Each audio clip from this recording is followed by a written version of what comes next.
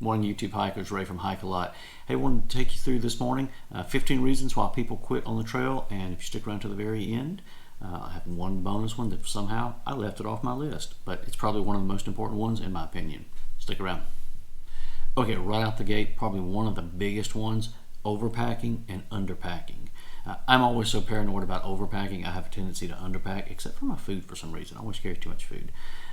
But overpacking, you need to shoot for no more than 20% of your body weight. Be honest, the closer you can get to 10% of your body weight as your carried weight, the better off you're going to be. And it is kind of that trade-off of, do I want to be comfortable while I'm walking and less comfortable on at camp, or do I want to be more comfortable at camp and maybe a little less comfortable in walking? That sort of determines how much stuff I'm going to carry. Okay, so next up is familiarity with your gear. If you are showing up at camp after having been hiking all day and you're not familiar with setting up that tent, or you don't really know how that stove works, or which pocket did I pack this into, all that stuff just adds to frustration. And if it's taking you too long to set up camp in the evenings and then break down camp in the mornings, it's gonna take away from your entire trip there. So the familiarity of where you're putting the gear, how you're putting it together, what does this, what does that, and knowing how to pack so that you've got the right amount of stuff, not too much, not too little, and also having enough to stay warm and stay comfortable while you're in camp. It's going to aid to the enjoyment of the trip. So be familiar with your gear before you walk out. Okay, someone who's staring another birthday in the face oncoming. This next one's kind of a big one. Overestimating your capabilities. I know as I'm getting older, what I can and can't do, it's changing. And that happens for all of us. So we're in better shape, or in worse shape, I'm getting older, I have a few more aches and pains. And all that goes into play with, well, I know at 20 years old, I could do X, Y, and Z. I haven't done this in a really long time, but I can do this, I know what I'm doing. You need to have realistic expectations as to how much you can and can't do on the trail, how much you can and can't carry on the trail. How long is it going to take me to get from point A to point B? Is the terrain going to go into it? All that stuff, if you're missing the boat on estimating what your capabilities are, it's going to change when you get into camp. It's going to change how far you can go during the day. So be realistic. Get out and do some beginner hikes and some shakedown hikes and things like that to sort of ease yourself into it, so that you do have a good clean picture of realistically what you can and can't do. Okay, so another one is taking the wrong clothing. I've got pictures of myself hiking with socks on my hands because I didn't take gloves in an effort to save weight. Have definitely been out before and taken the wrong socks and ended up with sore feet, or taking clothes that were too hot or too cold for the situation. So know what you need, be sure to take it, and don't skimp on that piece of it. But at the same time, you don't have to take a ton of clothes. I don't change clothes a lot when I'm out on the trail. Take just enough, no more, no less. Okay, so next up, blisters will wreck your hike. So underestimating the impact that those will have on you is a big deal. It's definitely enough to knock some people out of the trail for the duration. Enough so that I've done a complete video on blister prevention and treatments, and I'll probably put a link to that down at the bottom here in case you want to check that out. It's definitely something you have to pay attention to. I'm always super mindful of my feet while I'm on the trail, and if I feel like I'm getting hot spots, stop, sit down, and treat it, because that ounce of prevention is way worth the effort.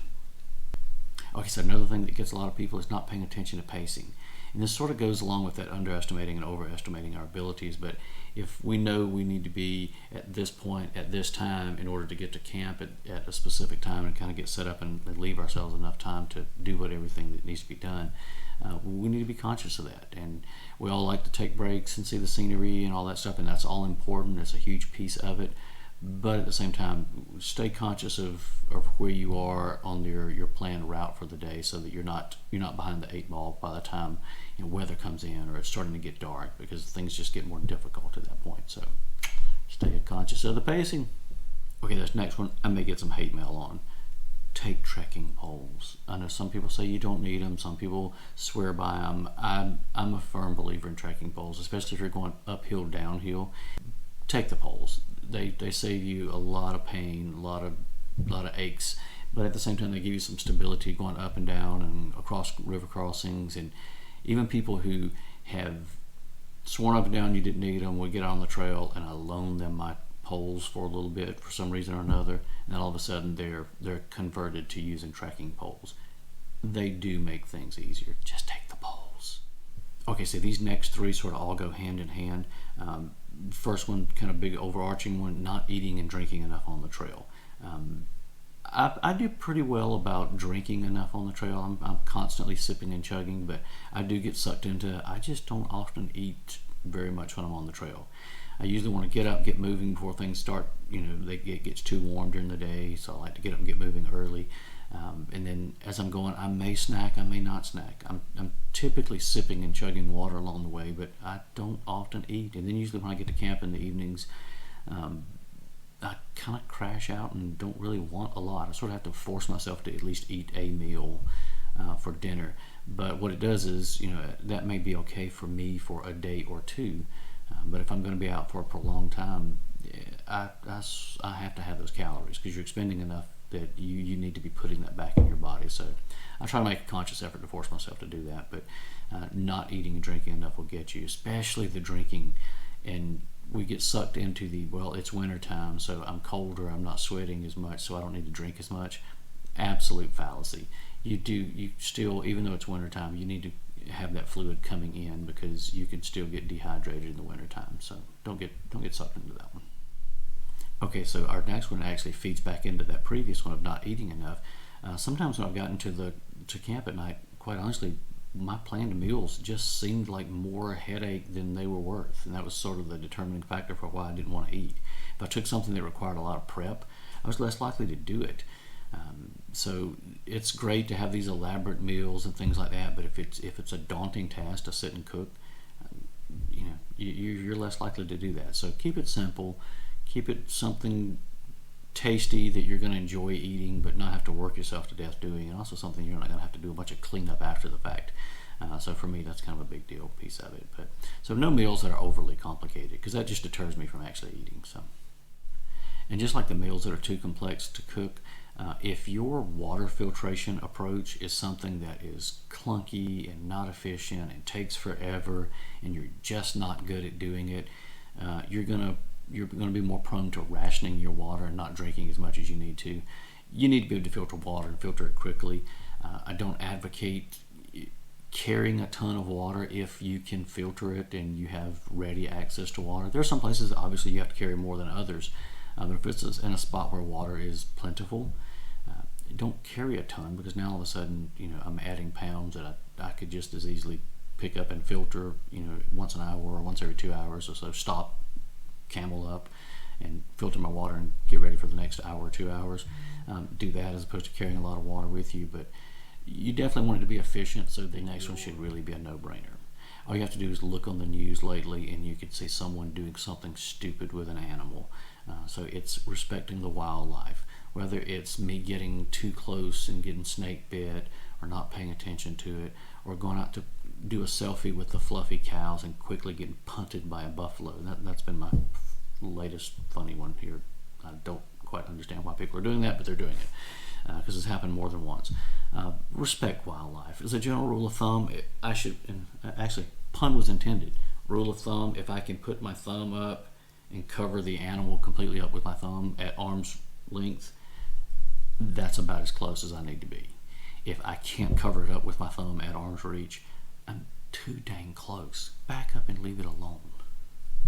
Next up, I had a friend call me the other day. They had just gotten she and her family had just gotten off the trail. They'd done this 2 or 3 week vacation and just absolutely miserable because they didn't plan for bugs. And they were out there in this really mosquito heavy area because they were near a lot of water, and it just made it miserable. They lived the entire time in the tents and could barely even get out to cook and go to the restroom. So have a plan for the creepy crawlies and the flyers out there that are going to they're part of nature. Okay, this next one, you can't plan for everything, but you do need to be conscious of it. And the next one up is ignoring the weather. Weather forecast change, especially here in Texas where I am, it changes. It seems like it changes from day to day, multiple times during the day. So the forecast may call for really sunny weather, and then we have an absolute gully washer, pour down rain and that type of thing. Or it may say it's going to be a low of 75 tonight and the low be 55. So all of that stuff, you have to be conscious of the weather. You have to be paying attention to it. You can't ignore it. listen for the noises. Do you hear thunder off in the distance? Has the wind shifted? Is it cooling off all of a sudden? I didn't expect it to. All that stuff should be telling you something that you need to be conscious of. Do I need to get down in elevation? Do I need to go ahead and start seeking cover? Do I want to go ahead and set my shelter up now because I'm pretty sure I'm ready to get wet? Pay attention to those things. It'll save you a lot of headache. How do I even approach this next one? Not following leave no trace. And that's less of a deterrent for me not following leave no trace, making me quit, but more so of the person before me not following leave no trace, making me quit. I was on a trail hiking the other day, and it happened to go down beside an area where they're building a bunch of homes. And I literally went 10-15 minutes down the trail and turned around and walked 10 or 15 minutes back out and left. And that's because the lack of sanitation.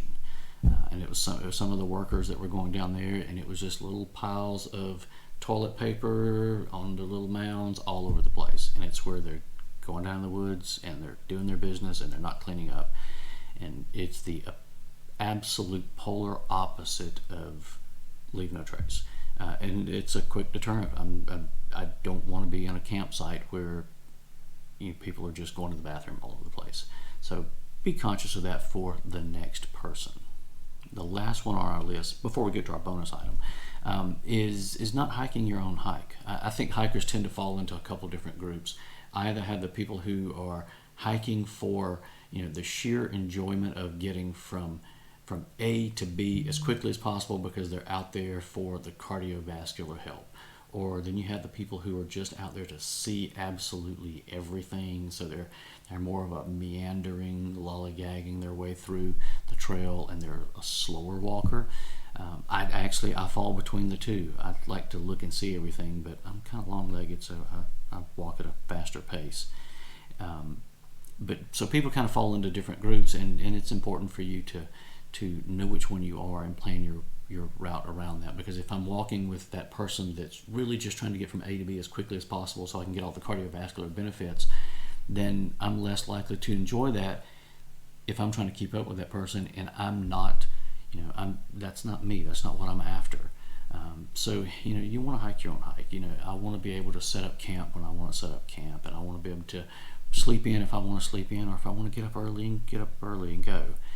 Do I want to have a big breakfast in the morning, or do I just want to nibble on the trail as I'm going?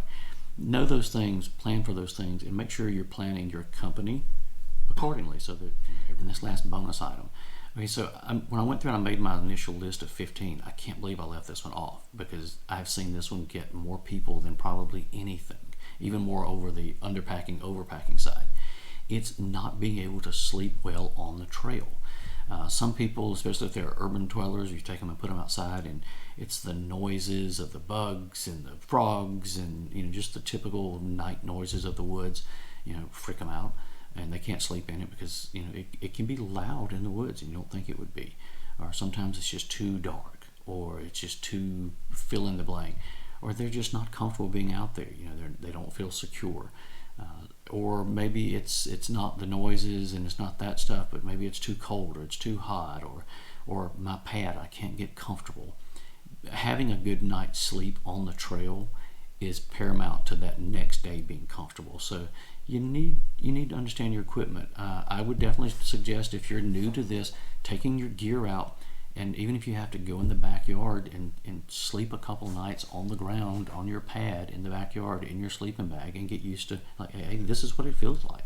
And you'll know if you've got the right setup before you get 6, 8, 10 miles into the woods on that first night, and then realize this is not for me. That'll absolutely wreck your time pretty quickly. And if you're miserable that night, you're going to be miserable the next day. So be sure you can get a good night's sleep. Okay, everyone, hopefully you found that beneficial. I've been sort of compiling this list of things that I've seen keep people off the trail for a while, and just wanted to put it out there for you guys, and just for your own education. Hopefully you found something useful in it. If you did, give us a like and a follow if you're not following us currently. And if you're out there on the trail right this minute, just remember, left foot, right foot, repeat. We'll see you soon.